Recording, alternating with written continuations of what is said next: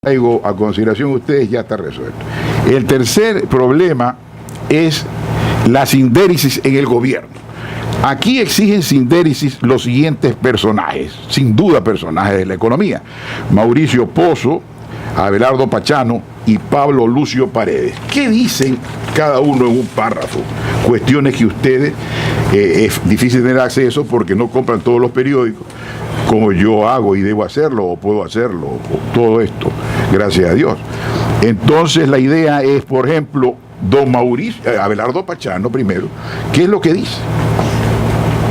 Abelardo Pachano dice que los problemas inminentes los soluciona este gobierno con acciones de impacto efímero y epidérmico.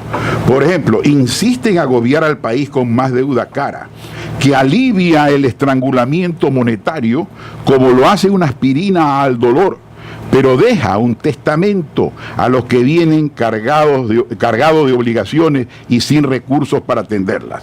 La política tributaria hace buen rato dejó de ser un sistema orgánico, coherente, definido, la convirtieron en una colcha para que no cumple los preceptos fundamentales contenidos en la Constitución. Este tipo de imposiciones, dice contestando a la pregunta, ¿tiene sentido cobrar un anticipo del impuesto a la renta y en qué medida las exenciones muestran las debilidades del sistema? Contesta Pachano: este tipo de imposiciones en la historia política económica internacional se los utiliza de manera extraordinaria, con duración precisa, para enfrentar circunstancias muy peculiares. A manera de ejemplo, se lo puso en práctica en los Estados Unidos con recomendación del famoso economista Milton Friedman para atender las necesidades del presupuesto durante la participación en la Segunda Guerra Mundial. Pero no es el caso ecuatoriano. Veamos qué dice ahora el señor Mauricio Pozo, que fue, como ustedes saben, ex ministro de Finanzas, como Abelardo Pachano fue presidente de la Junta Monetaria. Es decir, estoy presentando personajes realmente de un criterio muy digno de consideración. Dice tenemos una opinión, doctor. Muchísimas gracias por su intervención y un enorme abrazo para Francisco Correa y todos los ecuatorianos que me escuchan. Es para mí un honor inmenso. Sigo en adelante para contarles lo que dicen aquí personas que ustedes leerán, pero leerán después de unos días.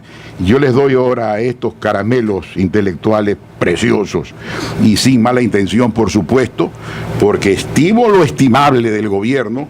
Dentro del Congreso estimo a algunas personas y las estimo mucho. Soy el único porque, por ejemplo, para no ir más lejos, defendió al diputado Bustamante, que me pareció un buen diputado, y fue expulsado en una forma vejatoria. Es decir, hay en el gobierno una raíz que lo inclina al maltrato, no solamente de los militares, sino también de los civiles. Entonces, vamos adelante. ¿Qué dice Mauricio Pozo Crespo bajo el título Cero sindéresis del gobierno? Es un pequeño párrafo donde le advierte que es contrario al interés del Ecuador en circunstancias de que está buscando firmar el tratado con Europa, imponer restricciones a las importaciones. Ya estoy leyendo textualmente: imponer restricciones a las importaciones, frenar el libre flujo de capitales, asignar cupos para importar o asignar subsidios directos a las exportaciones. Hace, comentario de él, que no solo se frene el comercio, sino que se beneficien a unos países en desmedro de otros. Por estas razones, las restricciones a las importaciones en el Ecuador, el impuesto a la salida de divisas o las decisiones que afectan los derechos de propiedad intelectual de marcas extranjeras que operan en el Ecuador afectan la posibilidad de firmar acuerdos de comercio. Esto es lo que dice don Mauricio Pozo. El tercer invitado de hoy, como dicen en la televisión, es que nos damos el lujo de rivalizar con la televisión. Alguien me dijo alguna vez que la radio es más poderosa, no sé, Jorge, tú qué opinas, que la radio es más poderosa que la televisión. Bien, tercero, el tercer invitado es Pablo Lucio Paredes. Pablo Lucio Paredes, hermano de un gran pintor, uno de cuyos cuadros adorna la sala de mi casa. Yo no tengo pinturas extranjeras, pero tengo alrededor de 30 o 40 pintores nacionales preciosos. Bien. No pues repitan porque alguna vez saquearon mi casa y me robaron 5 cosas. ¿Estamos hablando de Diógenes Paredes? No, estamos hablando de Pablo Lucio. No, digo del pintor. Creo que sí. Pero Diógenes Paredes es monstruo, pues. Ese es el padre del... Entonces es el padre. Yo no discuto la afiliación porque no soy jefe del registro civil, pero resulta, y tampoco soy cura para bautizar a nadie. Y en todo caso, aprovecho para disculparme porque en la última cuestión hice una crítica impropia de mí, que soy tan respetuoso de la gente, y yo dije que el canciller ecuatoriano tenía un rostro melancólico, yo no tenía derecho a decir eso, que quede claro. No, esas cosas no son propias de mí, seguramente es un exceso de la indignación que me causó que rompiera ciega con Brasil. Pero vamos de nuevo con Pablo Lucio Paredes. Pablo Lucio Paredes le plantea a todos los candidatos a presidente 5 cuestiones en 5 frases, y son interesantísimas, oigan por favor. Y pregunta a él mismo, y él sabe lo que hay que hacer, pero es que nos formula en forma de pregunta, porque repito, las preguntas llevan en sí mismo a veces, y por eso son preciosas, opulentas, fértiles, caudalosas, su propia respuesta. Entre otras cosas, es esa una de las virtudes de esa estructura lógica que se llama el silogismo. ¿En qué ponemos el acuerdo? ¿En qué ponernos de acuerdo? Pregunta Pablo Lucio Paredes. Lo primero, en una sociedad construida alrededor del poder del gobierno, como es el o construida sobre los derechos y responsabilidades de los individuos y sus organizaciones cercanas. La respuesta, pues, es lo segundo. Eso es lo que debemos aspirar. Segunda cuestión, la apertura al mundo. Escuchen este dato que es interesantísimo. Sin petróleo, en este momento, exportamos 15.000 millones de dólares.